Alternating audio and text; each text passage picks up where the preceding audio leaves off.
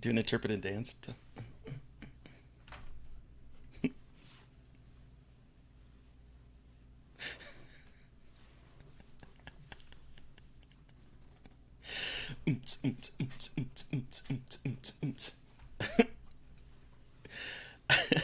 Taste the biscuit. Taste the biscuit. Taste the goodness of the biscuit. Taste the goodness of the biscuit. And welcome back to Little Cuts, our weekly mini-sode where we dig into the things that we've been watching and reading recently. I'm Terry. And I am Mary Beth, and we're talking this week about Truck Stop Sex Workers, a chainsaw anime, an anthology horror film, the conclusion of a trilogy, a slasher sequel, and slippery, slimy horror comedy. I've been waiting to talk about... Oh, my. Sorry, that was really close. Something fell over, and I didn't realize how close my mouth was to the mic, and there was a lot of things going on there. But thank you guys all for bearing with me. Anyway. Oh, man. Where do we start? At a loss. Where do we start? Where do we start? Well, you know what? I want to hear about this anthology horror film. Okay. What is it? Well, you have seen this as well. Oh! So we're talking... Guys, when I tell you that my brain is running on fumes, I have never meant it more than I have in this moment. I forgot about what we recorded about 2 days ago. I'm useless right now. I'm so sorry. I'm useless. Yes, this is VHS 99. VHS 99. Which we've had... Well, we've had one guest on, and surprise, we're going to have a second guest on Monday that did segments in here. Yes. And this movie is out as of today when this episode is releasing. I think it came out the day before. I think it's 21st. I think it comes out Friday. Today. Oh, does it? Okay. Well, it's out. It's out, yeah. So go watch Regardless it. of when. It's on Shudder. Watch that shit. Go watch it, because I thought it was really good. I really loved it. And so, look, we all know I'm found footage crazy, etc., etc. What? Yeah, I know. It's very shocking. I haven't seen VHS Viral because I've heard not great things about it. So sometimes when I hear bad things about things, I just don't waste my time with it. Sorry, guys, but here we are. But I've seen all the other ones, and I love them all. And I was excited for 99 because, year before the Y2K, I'm a 90s, early 2000s kid. And they fucking nail the tone of 1999. Mm-hmm. All of the segments, really capture this, DIY, punk rock, angry, grungy, funny, but in a fucked up way, aesthetic. Yeah. So well. It's gorgeous. And while I don't think any one segment is as good as the Ratma segment from last year, I think that as a whole, this is a really cohesive bunch of short films that are wildly different, but also feel very similar in tone, which surprised me. Yeah, this one feels less there's one standout you're gonna want to see, and the other ones are okay. They really do feel like a cohesive unit where it's I think you need I had a harder time picking a favorite segment in this one than previously because they all work so well together. And there is no framing narrative this time. It's basically just it's basically framed you found an old tape with a bunch of things recorded on it and you're watching through that tape, which I think is really interesting. So I think that's another reason why it feels more cohesive. Again, the tones that they all strike are so similar. Even though they all kind of made these in a vacuum from each other, they all came together to weirdly mind meld into some very weird, twisted horror comedy anthology. Because it's all got some kind of degree of comedy-ish. Yeah. Yeah, and our guest that we're talking to on Monday after we stopped recording, and I wish we'd gotten this on recording, but we didn't. But we were talking, and I said that one of my favorite things about her segment was that it didn't have spiders in it, because let me tell you, the segment in here directed by Johannes Roberts, can go fuck itself right off into the sun. I did, in fact, text Terry time codes of like, hey, at this point is when the spiders come in, and it's not gonna be fun for you. Like, these aren't fun spiders. These are, like, actual, like, nightmare spiders. So, like, be prepared.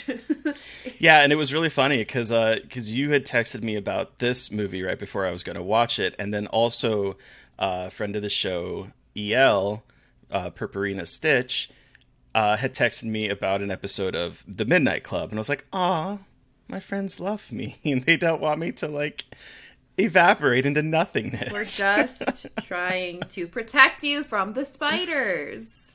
You are, and I appreciate that. And when I talked about this with our guest on Monday, unfortunately after we were recording, she said that those were actually real spiders that were crawling over her body. And she also did not like spiders. And I'm like, you could not. Listen, I will do a lot of things for money, but I won't do that. Okay, so you wouldn't, there is no amount of money you would let spiders crawl over you for? I honestly do not think so. Okay. I really do not. Okay. Like, I mean... Enough. No, that's fair. I get it. Maybe, like, if someone's saying $1 billion, I might pause and think about it, but then I would have follow-up questions. Okay, that's fair. I respect that. Because, No, I get that. No amount of money in the world is going to help when your psyche is destroyed and evaporated. Yeah, fair enough. No amount of money can you have fix $1 billion, the brain that has just like shattered but you into are pieces. That's just like, I have been touched by so many little legs. And you are now stuck in an asylum, just babbling incoherently, which is probably what would happen to me. I'll be perfectly honest. I cannot do it. Yeah. Wow. But yeah, VHS 99. Check it out. And then VHS 85 is coming out soon. Well, not soon, but I think probably next year. So get ready, folks. It's that good Trains shit. are moving. Choo choo. Let's talk about truck stop sex workers. Okay. This is my biggest surprise of the year, everybody. I tweeted about this. This is... Oh, it took me a lot of digging to figure out what you were talking about, because I was like, I'm gonna text you, but then I was like, what is this movie that you're talking about? Because someone responded with a CL, and I was like, CL, and then I had to do some sleuthing. Just go to my Letterboxd. That's what I did. Sometimes, okay, but listen, sometimes you're not very good about putting movies on there. Not Why to call you out. Why are you reading me like this? Like, Jesus Christ, I try my best. I love you. I love you. Too. Anyway, so this movie that I am talking about is John Swab's film Candyland, which I saw at Grimmfest, where I was a jury member. And this movie, so we Dread Central ran the exclusive trailer for it, and we ran it because it was super not safe for work. We were like, oh, people love it, love this shit. And I was like, okay, the trailer is very sex forward, which is great, but oh god, it's another guy making a movie about sex workers. It's going to be exploitative trash. Right. Well, dear listener, I'm so glad to be wrong. It was not that at all. It was actually incredible. Okay. And did you say what it was called? Candyland. Yes, Candyland. Okay. So Candyland takes place at a truck stop that is nicknamed Candyland because it has really great sex workers who are young, who are clean, who, yeah. And so it's nicknamed Candyland. It has a reputation. And so there is a group of sex workers. Just women? Or no, so there are 3 women and a man. So there's a group of 4 sex workers who, they're a found family of young people who are just trying to make ends meet. And, have sex with a lot of men. All of them have sex with men. There is no, they all have sex with men for money. But one of the couples is a queer couple, a lesbian couple. Because 2 of them are together and they don't pretend, but, they don't really go into, labels of sexuality. They actually kind of discuss this with the male character who's played by, Owen Campbell, who is in My Heart Can't Beat Unless You Tell You To. Oh, yeah. And he's one of the best parts of this movie. He's incredible as a male sex worker. He's so good. He's a good actor. I could talk about him forever because in this movie, he is incredible. So he talks about, he's like, yeah, I like to suck dick, but I also like having sex with women. So, like, there's a lot of nuance here in terms of talking about sex work. And these sex workers are actually portrayed, like, again, they're queer, but they don't try to put labels on it. They don't sexualize, like, those parts of their identities. And they're all about family and, like, looking at sex work, not exploitatively, but as a job. As a way for these people to make ends meet. And yeah, it sucks, but it's a job. And so then Remy, who is been kicked out of this religious cult, is taken under their wing because she ends up at the truck stop. And she basically becomes part of their group. And she becomes a sex worker. But Remy has some shit going on with her that is pretty fucked up, that is slowly revealed as the movie goes on. So it's like this very interesting tale about found family and sex work and a very nuanced portrayal of sex work, but it's also grindhouse exploitation slasher movie. Holy shit. Holy shit. And, like, it's difficult because there is punishment of sex workers, but not in the way that you'd expect. Like, it plays the expectations of what you think of, like, sex workers on screen and, like, violence against sex workers. There's also... This isn't really a spoiler, but it's like a rough moment. Owen Campbell's character gets sexually assaulted, and they show sexual assault against a male sex worker by a man. And I know that's not good. Like, we don't, nothing is good about sexual assault, but this is a movie, like, this is one of the rare instances where you have, like, a sexual assault narrative about a man being assaulted by a man, and it's not treated as a joke. It's taken very seriously, and we don't see a lot of that. And, like, that was one of the moments where I was like, okay, so this movie, like, isn't fucking around. Like, this movie is actually trying to tell a positive spin to, not positive, but, like, an actually complex story about sex work. And it was really good. And really fucked up. Like, it's not going to be for everyone. I liked it a lot. Mm-hmm. It is not going to be for everyone. It is very hard to watch. There's a lot of, like, there's sexual assault. There's a lot of murder in it. It's a lot. But if you like that shit, it's way better than I thought. It's not as, like, titillating as the trailer makes it out to be. Okay. But yeah. Yeah, I want to see this. I want to see this really bad. It's really, really interesting. It's really interesting. I was really surprised at how much I liked it and how weird it gets. Like, someone breaks a priest's neck with her thighs as he's going down on her. It's incredible. It's incredible. Love to see that. So yeah, that is... John Swab, come on the podcast. I mean, I have his email. But yeah, so that's Candyland. So guys, keep an eye out for it. If you like kind of like grindhousey vibes, but also it's basically how I would describe this movie is this is what 70s grindhouse exploitation horror can look like in 2022.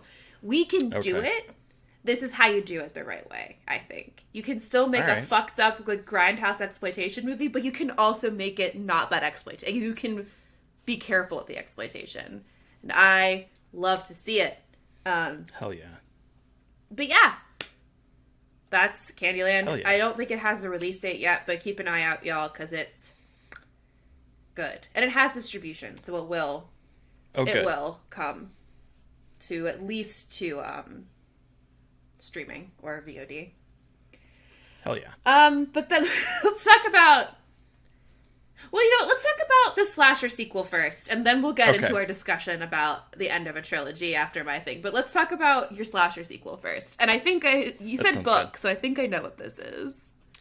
Yes. So earlier, about a month or so ago, I listened to Adam Caesar's Clown in a Cornfield, and I raved about it. I loved it. And so immediately, the moment I was done with that, I started listening to Clown in a Cornfield 2, Frendo Lives. And I'm not going to dig too much into it because I don't want to spoil it for people who might not have listened to the first book. But I'm going to talk very obliquely about what happens. Okay. So it's like a year after the massacre that happens in the first book. And we follow the survivors. One of them is going away to school. at college for the first year. Two of the other characters, there's a lot of queerness in this, which I loved. It gets hinted at and then revealed towards the end of the first book that there's some queerness going on, and it continues in this book, and they introduce a character who is, I believe, non-binary. There's that. There's a love story between two men and a third that there's some jealousy going on, but we're kind of following the characters that survived a year later. Okay. And suddenly, so what this book does really well, I'm trying so hard to think about how to talk about this without spoiling anything, but also there's so many good things about this book. What this book does that is incredibly awesome is it takes the themes of that first book. The first book, because I didn't really talk about this too much on the first time, but the first book is about sort of like the idea of MAGA coming to a small town. And so there's like the aspect of like generational divides and about what constitutes the going back to what certain people believe were the good old day kind of thing that was not necessarily happening to their liking. And that is sort of some of the conflict that is introduced in that one. Okay. This one is about fake news. It's about conspiracy theories. It's about the fact that these teens who have suffered immense loss and have basically been through what is comparable to a school shooting are now not being believed. That there is a conspiracy contingent out there that is making videos calling it a hoax. Oh, so it's Alex Jones, Sandy Hook bullshit. It's Alex Jones. Yeah. Mm-hmm. It's exactly, except in this case, the teens are actually the ones that they're saying are the perpetrators of the massacre and blaming it on. So like there is a lot, and so then all of a sudden, Clown shows up at the student that's away at college and tries to go on a shooting spree. Someone is in town attacking, and then all of a sudden, massive amounts of clowns descend on the town. What the Meanwhile, fuck? There's another, yeah, and meanwhile, there's another clown that is like. Smells of like death that is moving through that might not be connected to them. You're not quite sure in the beginning, and it follows from there. And this book is really good. This book is really special. Hell this book yeah. takes things that I loved about the first one and ups the ante and really kind of digs into that social commentary. And it's scary. It's intense. There's a lot of really great sequences in this. My only complaint is that I do think the ending the final kind of climactic moment felt like a redo of the first book's kind of climactic moment. Okay. It felt very similar, just in a bigger scope. But overall, this book was phenomenal. I loved it. I need to read them both. It's on my list. You do. I really want to. I just haven't. But I want to. They sound so good. And I think I said it without spoiling anything. Yeah, that was really impressive. And you've got me wanting to watch it. Or read it. Read it. And also, speaking of which, I listened to this one too? To these last two books. And same narrator for both of them. I'm going to pull up her name really quick because I can't remember. Jessie Valinsky is the narrator, and she is really good. I think she's particularly really good in this. She knows how to read action to the point that you are like literally just listening to every word that comes out of her mouth because she just is able to dictate what is happening with a lot of like intensity. Hell yeah. So really good. Cool. But yeah, that's Clown in a Cornfield 2. Friendo Lives. Sick. I want to hear about this Chainsaw anime. I know what this is, but I know some of my anime friends are really enjoying it. My anime friends. Okay, so Chainsaw Man, the anime, is finally out, and there's 2 episodes that have premiered, which I've watched on Crunchyroll. But Chainsaw Man, I am so excited. You've probably seen this like on the internet. It is a man who has a chainsaw for a head sometimes. Like, it's pretty much like what the title delivers. I just love how you said that. It's a chainsaw for head. Sometimes. I'm like, wait. So sometimes he doesn't? Okay, so let's get into it. So Chainsaw Man follows a boy named Denji. Down on his luck, his dad passed away and owed a lot of money to the Yakuza, and so Denji was basically tasked with paying off his dad's debt. We are introduced to Denji after he has donated organs of his own to pay off the debt and does small jobs.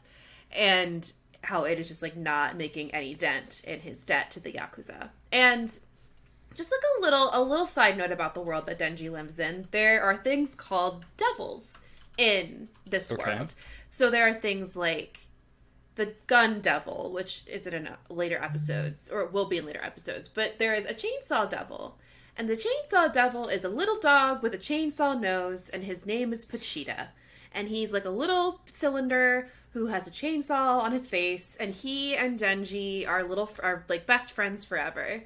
But when Denji gets absolutely fucked over by the Yakuza, Pachita sacrifices his own little tiny life and merges with Denji. So, and he has a cord, now Denji has a cord in his chest, and when he pulls it, this motherfucker becomes a chainsaw man. And so his head becomes a giant chainsaw, and the chainsaw blades come out of his arms, and then he can, like, fight devils and demons with his chainsaw body. Wow. So he's a devil-human hybrid, and he fights with his chainsaw body. And it's all about how he's discovered by, like, a government agency who, you know, it's like the same anime. It's like this animation, like, secret government agency who is, or not even secret, like, government agency who's all about trying to fight the devils. They find him, and they're like, you come with us, you're in debt to us forever because you're a freak of nature now. And then he is learning how to be a devil hunter and fighting off the devils of the world. Wow. I didn't think I would like it at first. I've read part of the manga, so because Steve really likes it. So Steve, I'm a huge anime person, but Steve is a much bigger anime person, and he'll usually kind of like be my filter for what I'll like. Denji is girl crazy.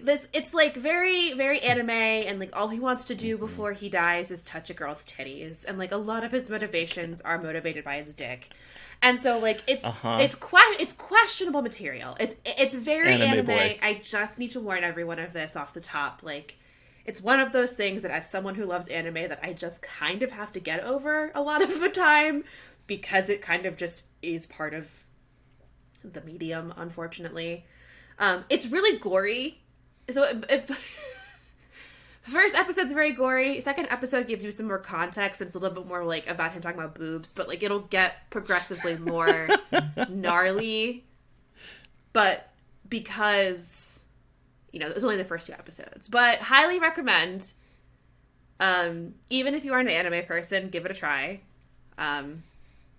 What's it on? Crunchyroll.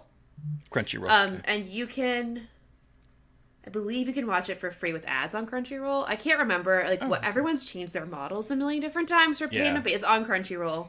But yeah. So, check that out if you're looking for Sounds wild. anime. It's great. It's gross. Very bloody. Because a lot of anime isn't that bloody, so it brings the gore, really, like, a lot. Okay. So, 10 out of 10. Hell yeah. Hell. Yeah. Speaking of gore or lack thereof, let's talk about the end of a trilogy. Yeah. We both, I mean, I think according to Twitter, I think everyone has seen it at this point. Halloween Ends, which boy, does it end. And, you know, normally I don't think we don't talk too often about things that we don't like on this podcast. And I'm not going to put words into Mary Beth's mouth, but I don't think that she enjoyed it either. What fart? Yeah. I don't understand. There's 2 things I don't understand. 1, I don't understand this movie. And 2, I don't understand the vitriol of people that are trying to defend this movie. Like what you like, don't like what you don't like. But the amount of people that are very, like, I hate to say it, Zack Snyder fanny about this movie is a little ridiculous. Oh, I knew the fucking bullshit on Twitter was going to start as soon as it dropped. As soon as the reviews dropped from credit, like when the embargo was up, I knew it was going to start. But the people that want to go to war for this movie, why? Like what you like. If you liked it, great. Like, I don't care if you liked it. Like, I had a lovely conversation with Reina Cervantes, who's a writer, and friend of the show, and she really liked it and I didn't. She really and liked we had it. a great conversation about it. Like, I was like, fascinating. Thank you for explaining it. I understand. I don't agree, but I also understand why you liked it. You know, like normal fucking people having conversations about things they like and don't like. But instead, people are just like taking up their goddamn torches to like go to battle for Halloween Ends, when I'm like, but why? Like, why is this the movie? Because it's not, it's so bad. It's so bad. You know, I'm wondering, like, if it's this idea of these sort of, like, the big horror movies that fans grew up with. Because, like, this conversation came up earlier this year with the Texas Chainsaw Massacre. There were people that were viciously defending the movie online, and there were people that were viciously undefending the movie, attacking the movie. Undefending. Just like, that's my new favorite word. undefending. How dare you undefend me? Hell yeah.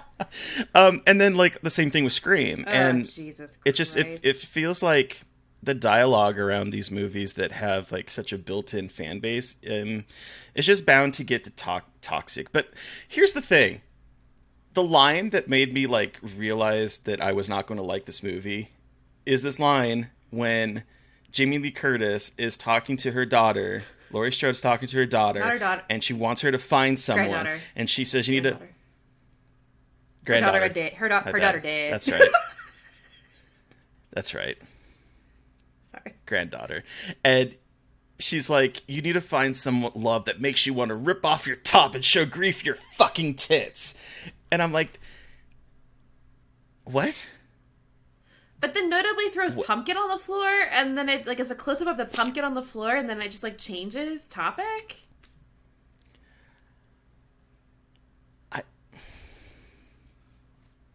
You know, here's the thing. I think that I do think that David Gordon Green basically remade the first 3 Halloween movies. Because you have Halloween, and then Halloween 2, the original one, takes place the same night and just like continues the madness and ups the body count. And then Halloween 3 was a completely out of left field movie. And so what do we have here? We have Halloween. We have Halloween Kills that follows directly after and ups the body count in a Friday the 13th-esque way. And then we have this movie that just like drops Michael for most of the movie, drops Laurie for most of the movie, and is about a character that we don't know and don't really care about, who's becoming Michael. So, and again, with each, and someone did this on Twitter, and I knew it was the Halloween 3 font when the title card for Halloween Ends popped up. Like, he even used the title card fonts, and it's like, look, I understand you're doing these homages, and like, I know that people appreciate them, but like, I don't think it's as clever as he's like, haha, see, I did it, and you're like, okay, but it's like, at least Season of the Witch had the balls to like completely change it and not like kind of have Michael in it and like maybe hint at something supernatural and maybe not, and not fully commit to any of the ideas it's trying to go for in any meaningful way, and also has the worst dialogue. Like, the dialogue is so bad. I'm like, I could write better dialogue probably, and I've never written a screenplay, and like, I don't mean to sound shitty, and I try not to be this mean about stuff, but like, it really, like, you have been given millions and millions of dollars by Blumhouse, and you are a bunch of white guys who have sat down to write a script, like write this movie, and you just like forget how people interact, but mostly how women like exist. And like, David Gordon Green, which I didn't know this until recently, wrote like these intense dramas in the early 2000s when he first started filmmaking. So obviously, like, that man knows how to write characters, but you posted this. There's 4 writers credited on this movie, and I was like, and not one of them could figure out how to write a woman or any kind of dialogue. And contrary to apparently popular belief online, I do know that an ampersand is different than an and. I do realize that an ampersand means they all wrote it together, whereas an and, the word A and D, means that someone came in and rewrote the script. I'm not dumb. I do realize that. Also, guys, it doesn't matter. 4 writers is never a good idea. As someone who is a writer and not of scripts, but at the same time, 4 cooks in a script kitchen is a recipe for disaster. The end. That's all I have to say. Like, it doesn't matter if someone came in to write it again. Like, it doesn't, that was not Terry's point, you goons. Like, uh-huh. Yeah. I will say, positive note, the music in this fucking rocks. Yes. It does. And, like, look, I think that they were trying to do something interesting here in terms of, passing on trauma and, like, what that looks like. And I do like this idea of somebody who made a mistake and then being villainized and then becoming what people thought he was. Like, I do think that is an incredibly interesting idea, but they didn't do it. Like, they shoehorned so much into this that they didn't commit to it either. Like, I think they just didn't fully commit to this idea at all. There's 2 things that like bothered me. One is that it felt like they were trying to, in a way, retcon Michael. Like, you were comparing these 2. Where, like, this kid has gone through immense trauma, and he is a good kid, and then it shows the effects of this turning him into an outcast of society being bad. But we're, like, playing with him at the same time as we're talking about Michael. And I'm like, but Michael is not that. Michael was a kid that was, like, from the very beginning, you know, Dr. Loomis has said, he's just pure evil. And so we have that, and you're trying to compare the 2, and I don't think that works necessarily. If this was a different movie and you wanted to talk about how some kind of town pain, evilness can corrupt someone, okay, I don't think that necessarily fits with this narrative that you've established over these movies. But if you also wanted to do this, then you really should have been thinking about this from the very beginning and had this character be in that first movie. Because at this point, he and Andy's character, I don't remember their names. Andy's character all of a sudden meet, and within like a day, like literally 24 or 48 hours, they're ready to go run off with each other, and they're deeply in love. And I get love at first sight, but this is ridiculous. I'll bring the match. I'll bring the match. Like the way that her character changes on a dime in this movie just because she's dickmatized, I guess, is like ridiculous. Yeah, I said dickmatized. That wasn't what I was doing the face at, but I didn't enjoy that word. It's just so reductive with her character, especially, and without like trying to interrogate her own experience with grief, and instead puts it in the frame or like the perspective of him and his trauma. Mm-hmm. And again, like, he is the most well written character in this, which is he's again a male character who gets to kill people, and it's like, guys, it's to have you can't make it more obvious that you did not know what you were doing with these characters. And like, it's fascinating to see how it just does not feel like they had a plan for the 3. And like, maybe they did, and maybe like a bunch of people got involved and fucked it up. Like, I know that this is very much a common occurrence in studio horror. It's like you exist with a ton of cooks in the kitchen. Like, I get that. I'm not like, I know this, but still, yikes-a-roni. I did appreciate the psychosexual imagery of the 3 men. The boy, I honestly can't remember his name, and I can't be asked to even look it up, holding on to some guy while Michael is like stabbing him with a knife. Oh, like, God, yeah.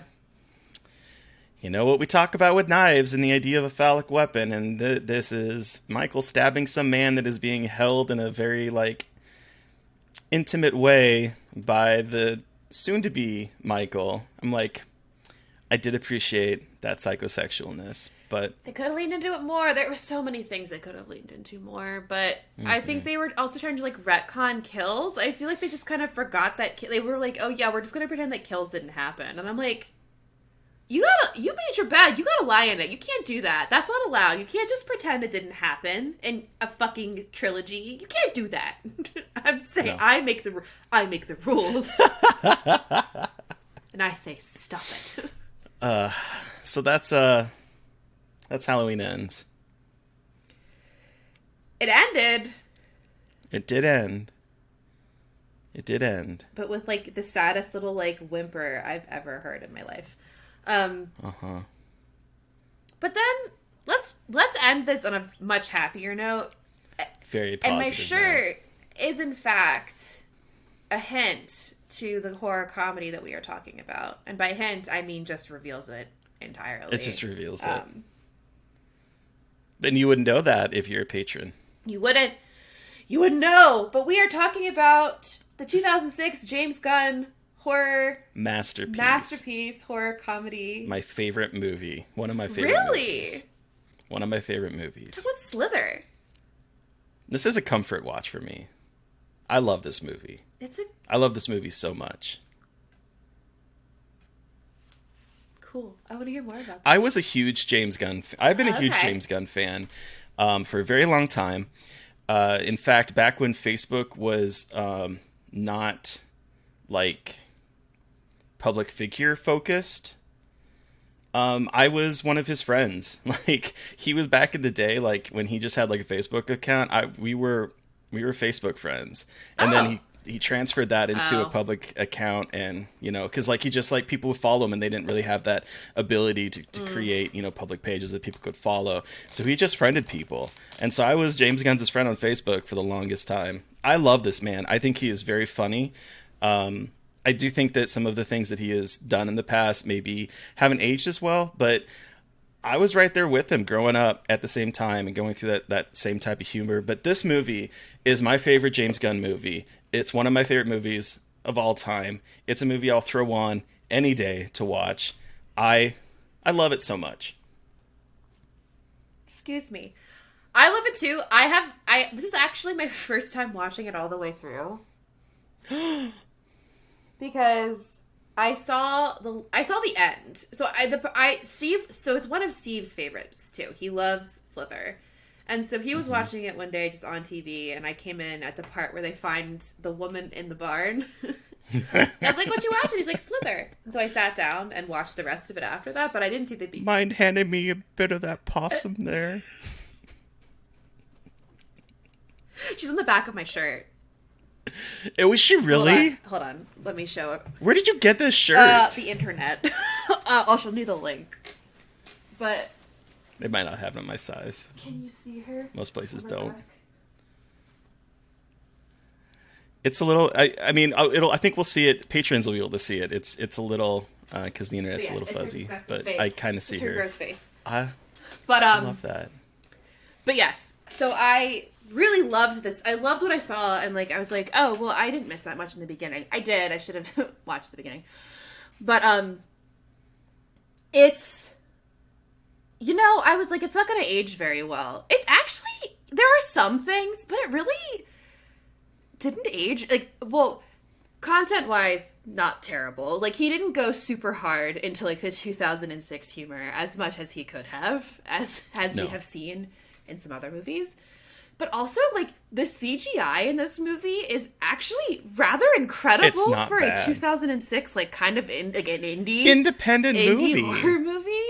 Like, it looks better than some it does. CG that's happening out right now. And I'm like... It's wild. What? It's wild. Like there's some iffy moments, but for the most part... There's some. It looks But it good. is surprising. And the fucking practical effects. Michael Rooker... Michael Rooker in this movie, one, is disgusting, and I hate him. But two, he's disgusting in another realm, and he just becomes a sticky, gross tentacle. The moment when he's in bed and he, like, moves the cover and is, like, lasciviously patting the bed for Starla to get into it, it's like... Ugh. This man is gross. Like, he played that character as, like, this just gross man. He played it so well, and it's just... It's got James Gunn's little, like, raccoon hands all over it, and I love that, because I do also really enjoy James Gunn. He did, did he direct, or did he write the Scooby-Doo movie? He did something with the he wrote the Scooby-Doo movies. He did write the Scooby-Doo movies. And I love and he wrote Dawn of the Dead remake. Yes, like, I love the Scooby-Doo movies. And he is very, you can tell that it's definitely, like, his sense of humor. But I do just really enjoy him as a filmmaker. I think he's got a really, like, specific like vision as a director, which is really, you know, always awesome to see, like such a specific kind of vision for what you're creating. And this was a directorial debut for him. Oh, yeah, that's right. This was his first feature film. That's right. It was his first feature. Came out fucking swinging. Really did. With this, well, with a story about a meteor crashing to Earth. There's some blob. Kind of, yeah, it's like the blob in a small town, in a small southern town, and it is found by one of the nasty guys in town who is played by Michael Rooker, who is married to Elizabeth Grant. What a name! Who is married? I love that his name is Grant. Married to. There's just. I'm sorry.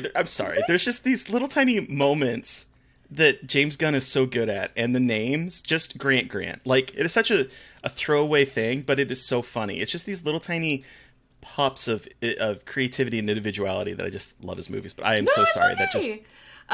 He's married to Starla Grant, who is played by Elizabeth Banks. Beautiful, love her. And when she won't put out for him, he goes to a bar, finds a friend, and is running in the woods, drunken with her, and they find this meteor. And it infects him, and he there goes the sluggy, nasty beginning of this movie, where he begins to turn into something gnarly and has a taste for meat and animals. Meat. Just in the grocery store.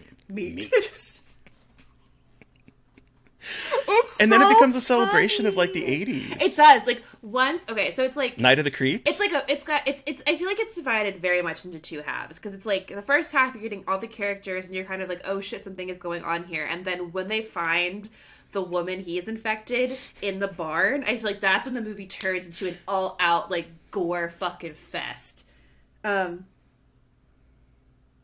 It's incredible. Like once it starts, like it doesn't stop. Like people are sliced. The pacing is so good. And people die in fucking nasty ways. Like this is not a kind movie, but it's also still really funny.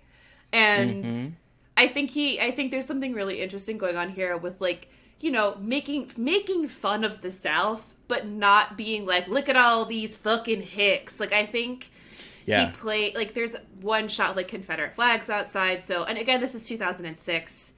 Confederate flags still had a bad connotation then, but, you know, in 2006, we all know the context of crazy shit.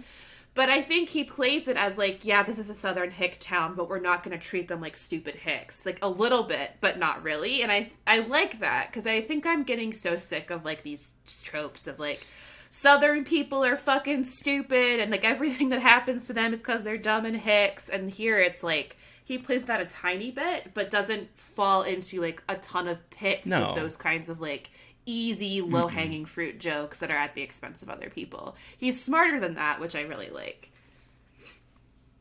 Yeah. And I love the little sluggies. I think they're so cute in a gross way. They make noises. It's so cute. I think they're incredibly well made, and they're just that kind of gross but cute vibe that I fuck with. I love it. Well, and I also think it's such an interesting, this is me putting on my academic hat, but like okay, everyone can laugh at me all you want. I know it's just a creature feature, but I also think it's a really interesting look at abuse and like the hold that abusive men can have, and like you know, this Michael Rooker is an abuser, very obvious from the beginning with his wife. And even as he becomes a whole other life form, he still thinks his wife belongs to him and still covets her like property. So like even when he is in like his my favorite form, when he's like going through the fields after the cow and kind of just like weirdly boofing around, he's talking to her about I didn't want to scare you, but also just like thinking like you're mine kind of like mentality. And that's ultimately his downfall at the end. And it's just like, I think a really fascinating like little allegory there to like abusive men and the toxicity of them. But then also how he affected her and how she was like, I have to save my husband. And like, yeah, sure, you could be an asshole and be like, how could she do that? But at this other time, it's like she is someone who has been trained to behave this way. And again, I know it's a James Gunn horror comedy from 2006, and I might be thinking a little bit too hard about it, but here I am. I wouldn't be me without thinking a little bit too hard about gender politics. No, I honestly, I think if someone were to just write this off, I think they're doing a disservice to James Gunn's writing, because I think he is a very sharp writer. I think that recently with Guardians of the Galaxy 2, I liked the first Guardians of the Galaxy. I did too. I did not really care for the second one. Did I see the second? I feel like I can feel his influence through those movies a lot more than other directors. Like, a lot of times I feel directors get into that Marvel mass and it just becomes, everything looks the same and everything has the same similar beat. And I do feel that his movies still retain what I loved about early James Gunn work. Yes, maybe a little bit more sanitized, but still enough to have those moments of sexual humor that I think is so funny. And he did that again with Suicide Squad, the sequel. Loved it. And like, did I see that? I did see that. I liked that quite a bit. But I also, it's like, I think this is the case for both him and Taika Waititi. I mean, whatever opinions you have about Taika Waititi, but like, they hired two people who really know how to do comedy and have a very distinct voice. And I think that's what's benefited them. I think a lot of people that they bring on to do Marvel stuff, this is not shady towards them, but like, they're not in comedy writing and they don't have this kind of experience in creating a voice like that. And I think because Gunn and Waititi have a lot of that experience, I think they, just because they have such a distinct POV and a really strong POV when it comes to comedy, they're able to make something that feels different from the rest of those universes. And I really appreciate that, because like, they do all blur together. Like, and I mean, like, I guess that is part of it, is like they want to feel cohesive, but at the same time, it's like they get very repetitive. So it's cool to have someone like Gunn in this universe. Well, both Marvel and DC, he just said, fuck it. Like, and I love that. And he's just like, yeah, just like fuck around. It's all superheroes. Who cares? God, fucking Suicide Squad by James Gunn was so good. I was so surprised how much fun I had with that stupid movie.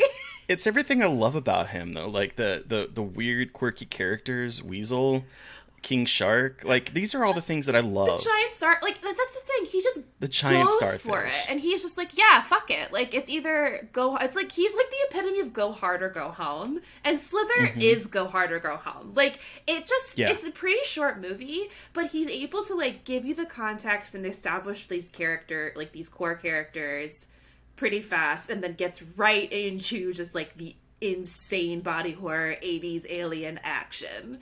And it's incredible. Well, and I think that that's kind of baked into his DNA, because he got his start. His first script was for Troma. It was Tromeo and Juliet from '96. So like, he came up through that sort of school of, you know, DIY, have like offensive humor, have like this sort of like off-center approach to humor. Like, that is his bread and butter, and that was like his first writing assignment was that movie. So it's like, I don't know. I think that even though maybe some of the edges have been kind of sanded off with Marvel in that kind of area, I think that we're seeing someone that still has that edge to him, and I don't know. I just love that. I think he's really cool, and I love him. Me too. And I'm glad I finally have like seen it all in one cohesive package, because I fucking love it. And it's gross too. It's like a movie that so like gross. Parts of it I was like, ooh, I do feel a little bit nauseous watching this. Like, oh my god, it's like her especially. And it ends with like a shunting yes type. With the them just kind of crawling into the slug's body and becoming one with it. Yeah. Amazing. So yeah, that was Slither from 2006. Yeah. It's on Peacock. If you have Peacock, you can watch it with your subscription. That's how I watched it. So give it a. It's a good Halloween watch if you're looking for something to watch this Halloween season. But then Terry, what are we doing next week for? Speaking of Halloween watches. So next week, because oh yeah, I forgot.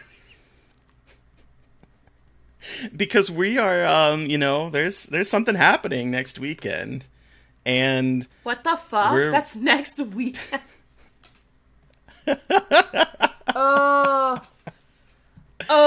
So we are doing things a little bit different, and we're going to talk a little bit about Halloween traditions and some like things to do with October, and then also kind of create our own Halloween night movie marathon. Yay! But who are we talking with on Monday, Mary Beth? Oh my gosh. So on Monday, we are talking with director Maggie Levin, who did films like My Valentine, but she most recently directed a segment in VHS 99 called Shredding.